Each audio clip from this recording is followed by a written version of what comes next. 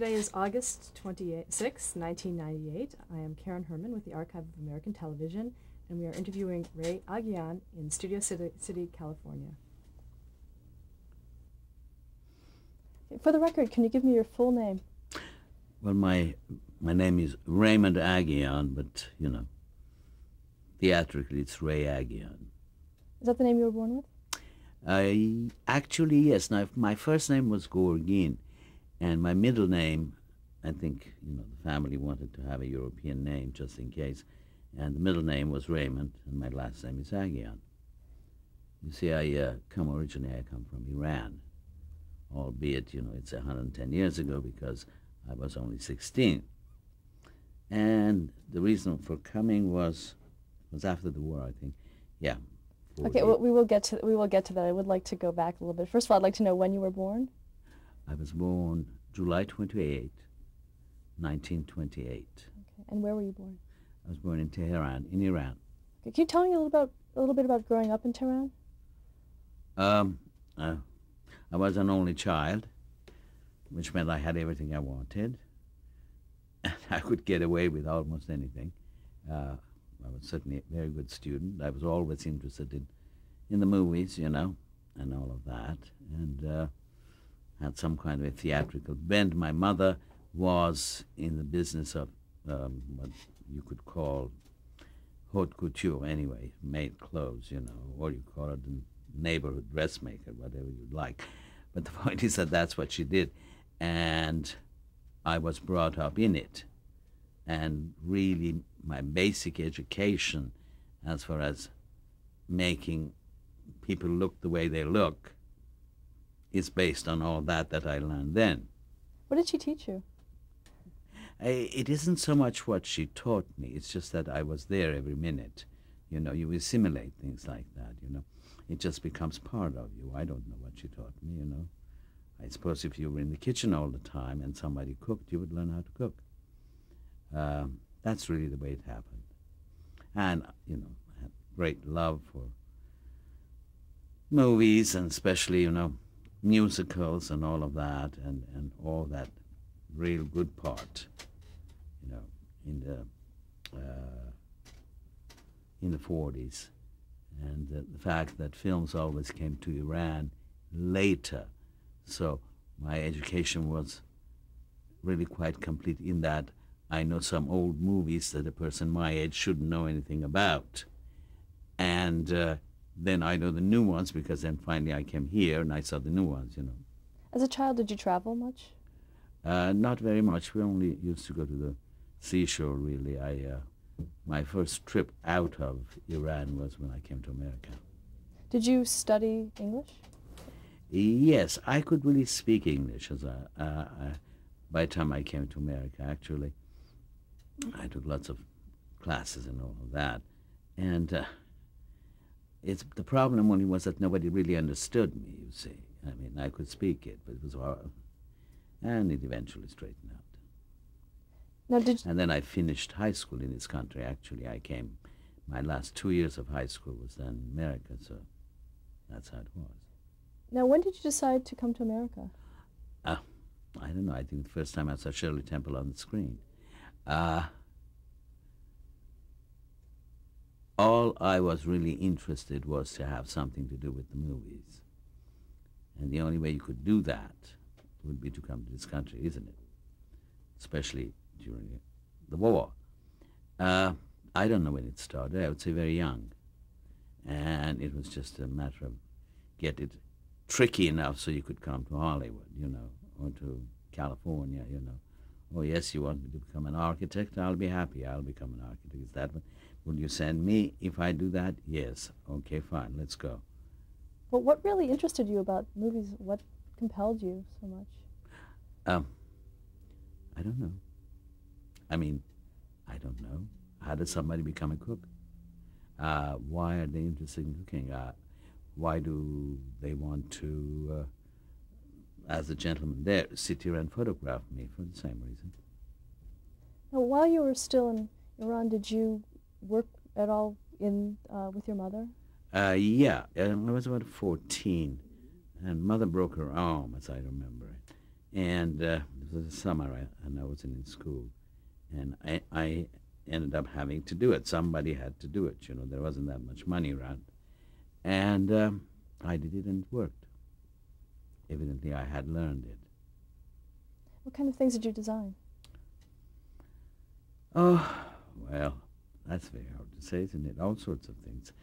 But, it was pretty spiffy on evening clothes, yes.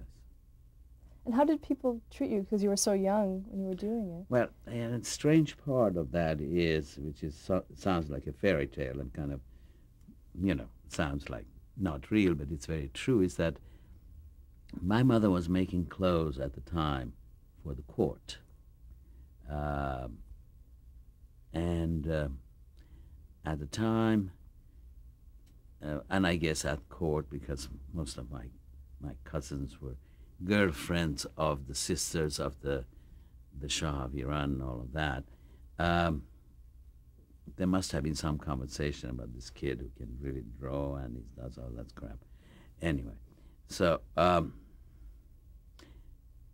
the Shah was at the time married to the sister of the King Farouk, King of Egypt.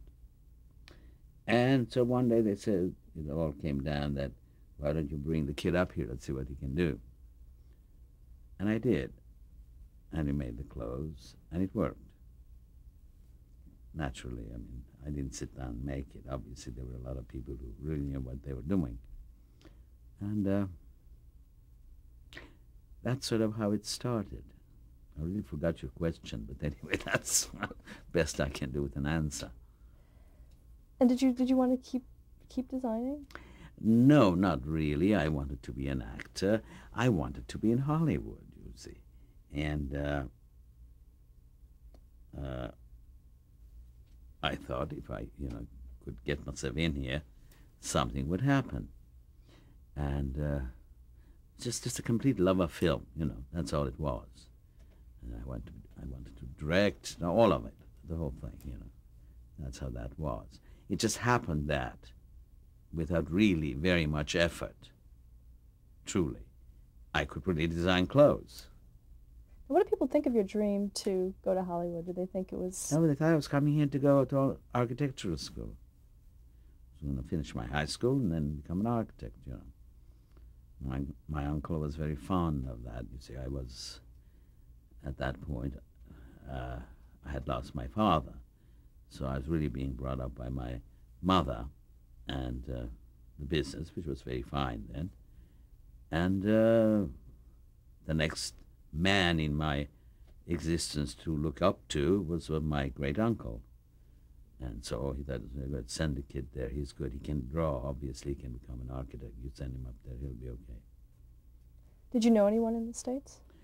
I knew, at the time there was some relationship between one of my cousins and an American soldier who was in the special services and who had been was a cutter at Columbia before the war, before he had joined the army.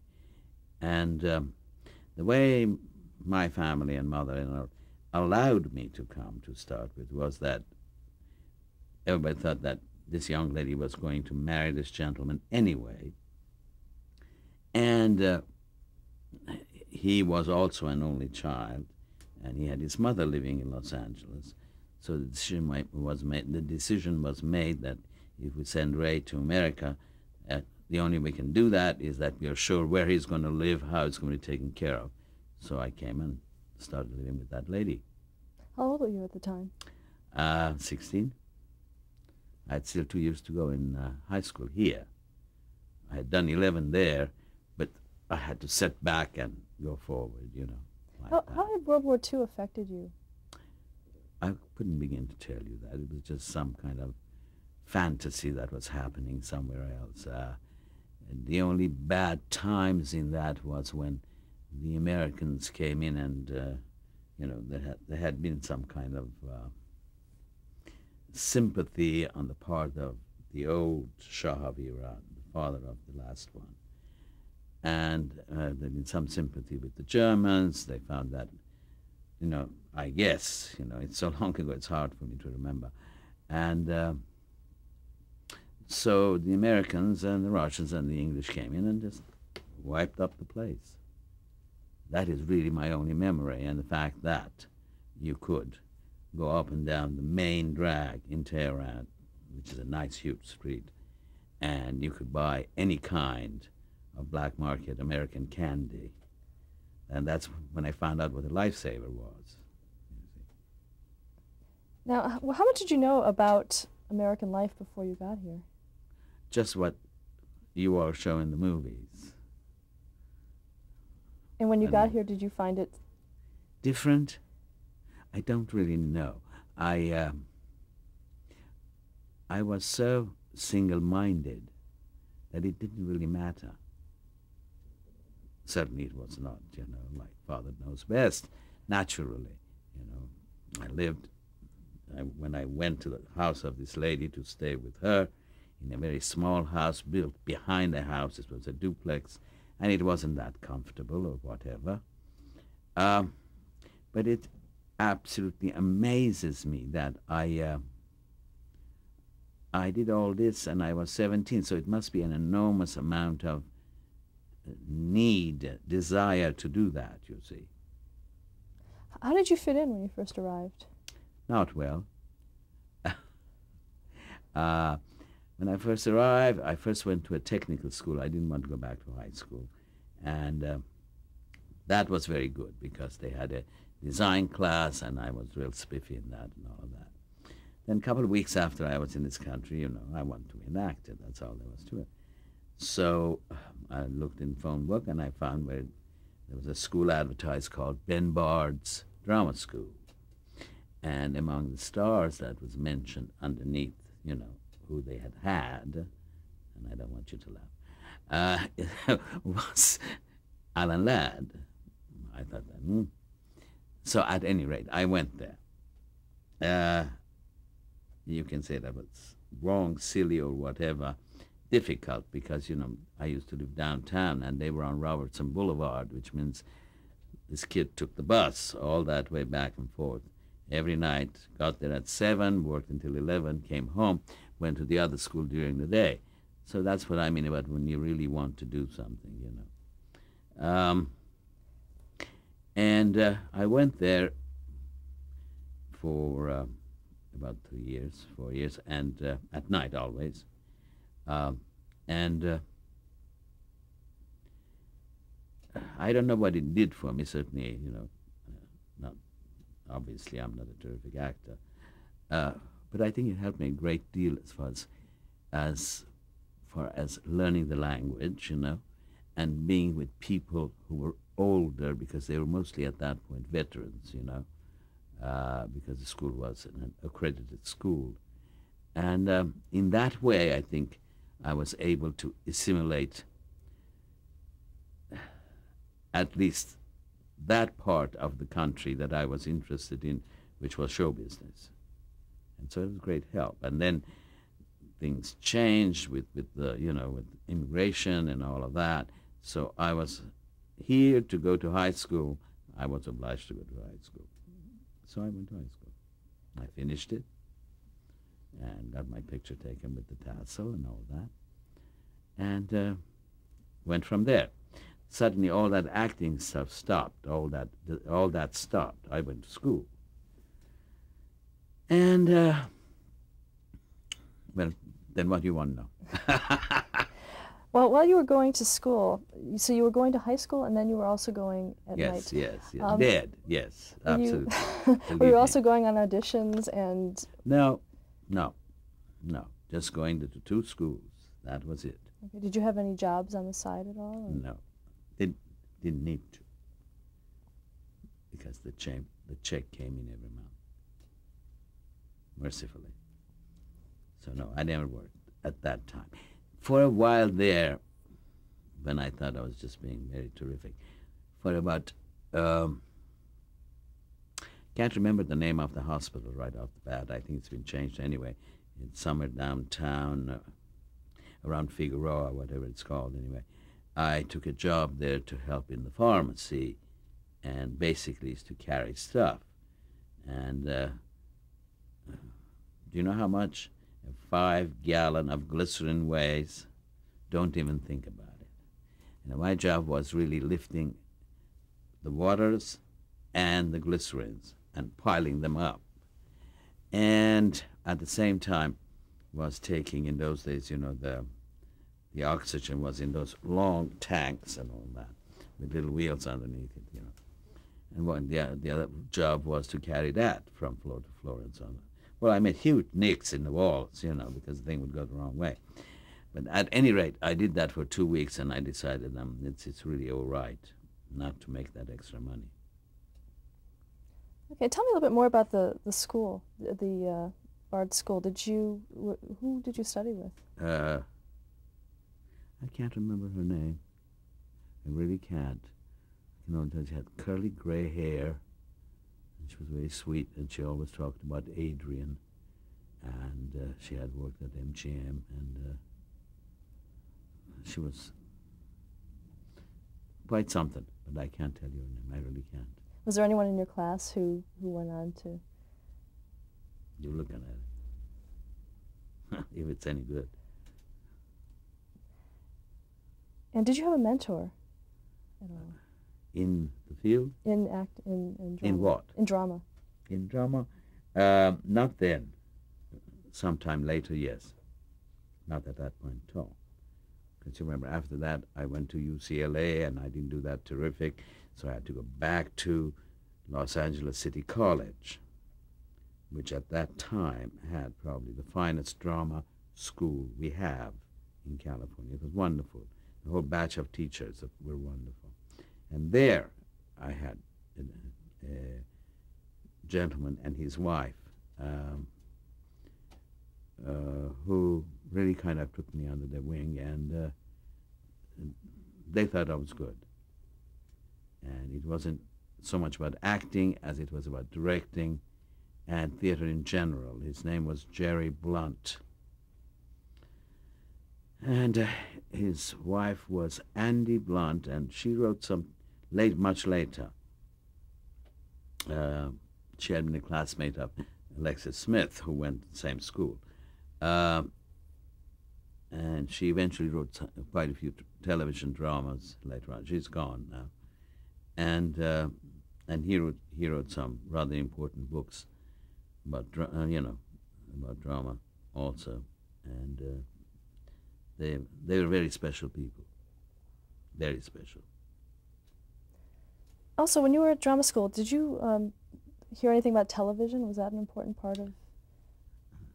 No, that's also early. It's really early, and even if we heard, it didn't really mean anything. And as a matter of fact, my household had television much later than most people. My recollection must be 49, 50, no, 52, I would say, when it suddenly starts that I'm seeing all this, And during that time, that Dinah Shore had the 15-minute television show, which was created and given birth to by a man by the name of Alan Handley, which I think we'll talk a lot about shortly. That is it, and the rest is all school. And then I directed and put together and designed lots of civic light operas around Los Angeles. None of that is that important to you. And then finally I produced, directed, and did all the terrible things you have to do, get the money, and designed a play by Christopher Fry called The Lady's Not for Burning. And for some reason, I guess to convince everybody, I had done some wonderful big sketches. And a friend of mine was a man by the name of Albert McCleary, who had been in in the army with General Sarnoff. and they got he had produced and he had directed and all that a lot of Hallmark Hall of Fames, the old ones with Maurice Evans and all of that. So they conned him to come see the show because the kid was kind of interesting, because he was preparing at the time to do a daily series that went Monday through Friday. It was called Matinee Theater. Now, it was also going to be, and was 99% of the time, in color. And it was like that step that NBC took toward color. He came and saw the show. I met the man and asked me for an interview, asked me what I wanted to do. I said, I want to direct. He said, oh, good. Why don't we just, you don't know anything about television or how it all works. What else can you do? You did the costumes. I said, fine, I'll be happy to work in costumes, and let's see where it'll go. I went, just like today, it was on a Saturday. I went to visit the head of the costume department, which was a lovely lady by the name of Angie Davies, who was really kind of important in television costume, in that she gave a lot of people a lot of breaks, I being one of them. And Miss Davies looked at the sketches and all of that, and she thought it was terrific and all that. And said, why don't you come to work? I'll put you into the workroom, because can you sew? Yes, I can a bit, and this and that and the other. Why don't you come and work a few days, and let me see what you really can do. Now, this is unbeknownst to me to the fact that they have to hire 5 new designers to do matinee theater. You do one. Anyway. So I went to work on a Monday, and I worked in the workroom. I think it was a dress for Beatrice Kay. And I think I spent 3 days trying to put the waistline of the skirt to the blouse, which was obviously, it was a horror show, what it was, And you worked on a daily basis anyway. And then I ended up having to,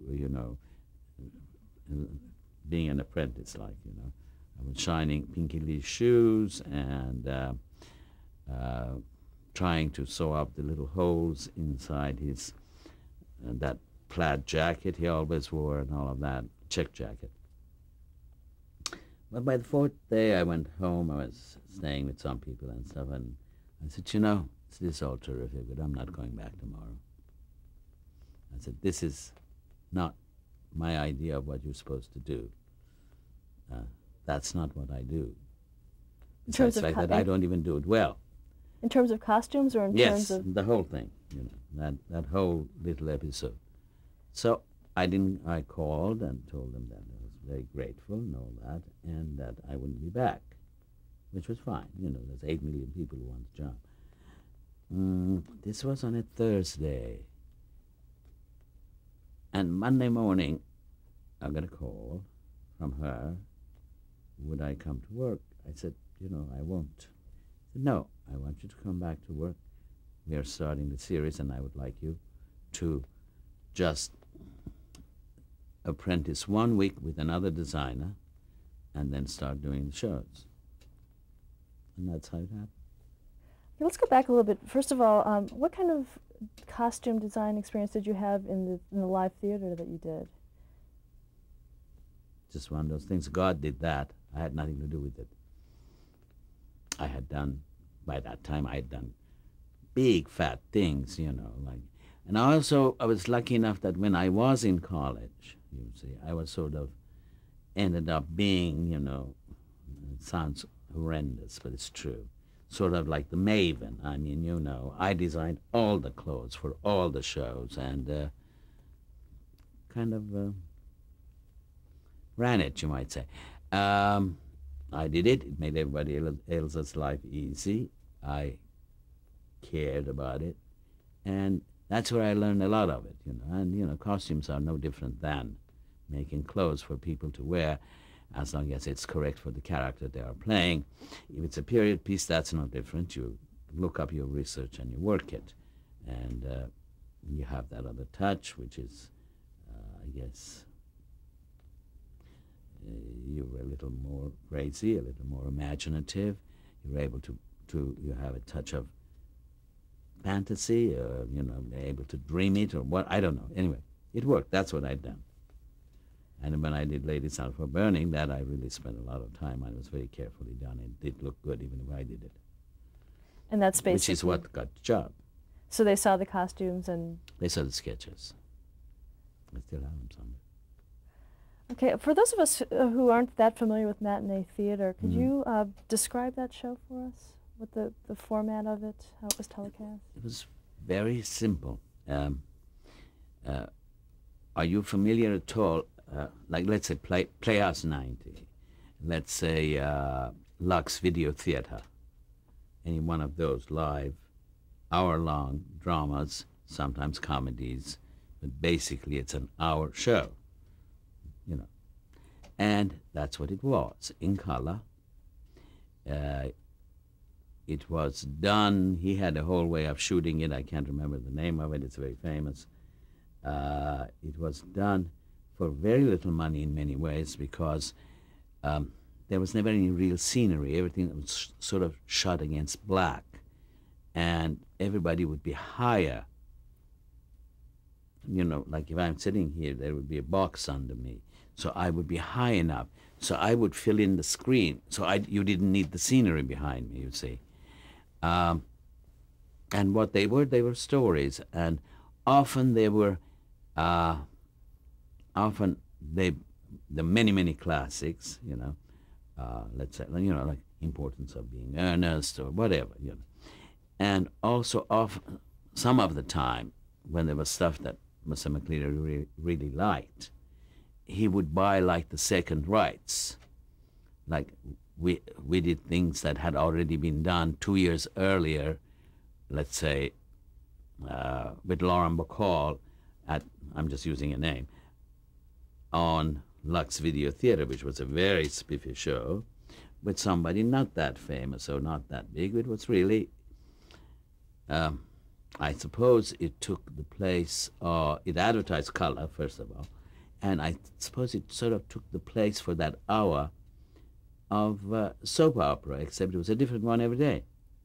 When did it broadcast? At what time? Yeah.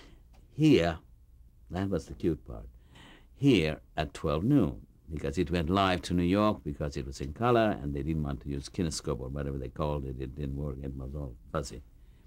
So, and it would be on in New York at 3 o'clock. It was quite an experience. It was very good. It was very good if you were 24 years old. Were the shows self-contained? Were they one Complete. show at every... Yeah, nothing to do with anything. Different stars, different people, different everything, you know, like a story. Okay, like that was... Playhouse 90, one story, one night. But every day, 5 days a Yeah, week. different one, 5 days a week.